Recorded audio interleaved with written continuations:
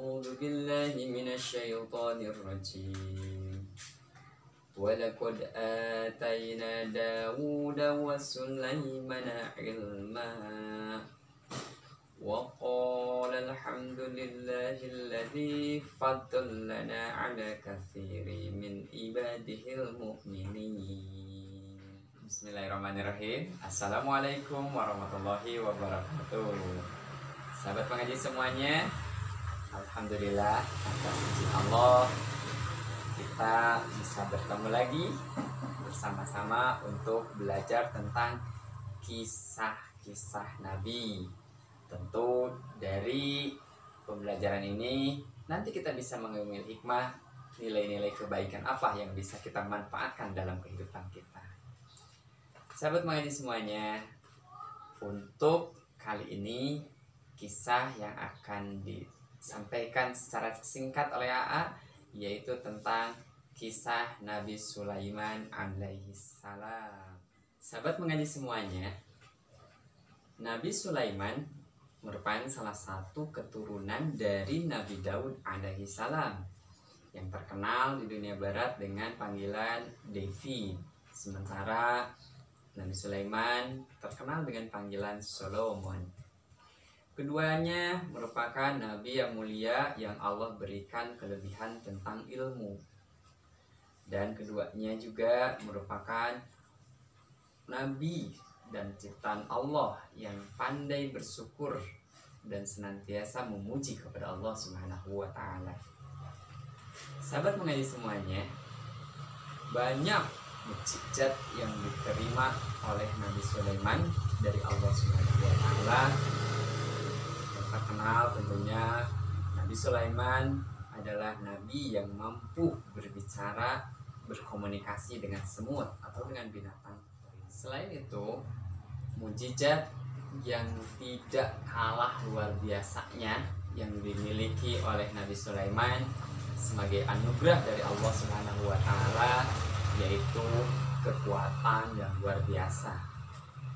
Nabi Sulaiman adalah nabi yang mampu menaklukkan para jin sehingga beliau mampu menjadi raja yang sangat besar, yang sangat kuat pada saat itu, tentunya atas izin Allah Subhanahu wa taala. Sepenggal kisah tentang kekuatan Nabi Sulaiman yang tertulis di dalam Al-Qur'an yaitu ketika beliau harus berdakwah kepada kerajaan yang dipimpin oleh Ratu Bilqis pada saat itu.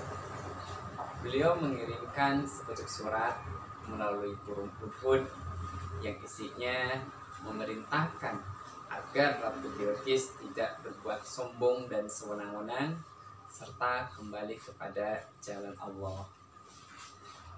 Tetapi sang ratu yang memang sombong dan memiliki kekuatan yang besar tidak begitu saja menerima perintah dari Nabi Sulaiman alaihissalam.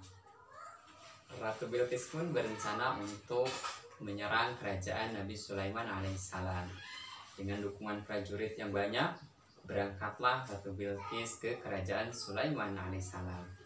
Di tempat yang berbeda, Nabi Sulaiman dengan izin Allah memerintahkan para jin ifritnya untuk memindahkan kerajaan Ratu Bilqis ke kerajaan Nabi Sulaiman. Sesampainya Ratu Bilqis bersama rombongan di kerajaan Nabi Sulaiman, mereka semua terkejut dan kaget tak kala melihat istananya berdiri megah di tengah-tengah kerajaan Nabi Sulaiman alaihissalam. Kekagetan dan kekaguman sang ratu tidak berhenti di situ saja. Tak kala memasuki istana Nabi Sulaiman, sang ratu dan rombongannya dikagetkan kembali dengan keindahan dan kemegahan istana Nabi Sulaiman alaihissalam. Dari sana akhirnya sang ratu bersama rombongannya dan pasukannya mengakui bahwa segala sesuatu yang dimilikinya itu tentunya bukan hal yang besar. Segala sesuatunya ada dalam kekuasaan dan genggaman Allah Subhanahu wa taala.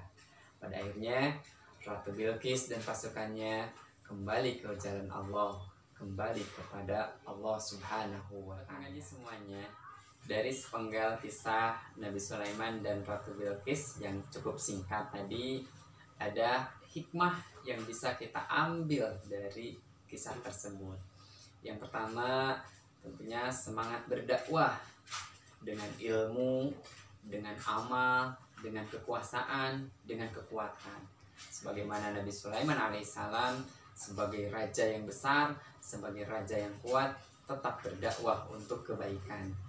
Kita mungkin mudah-mudahan ada yang jadi gubernur, ada yang jadi tentara, ada yang jadi polisi, ada yang jadi presiden.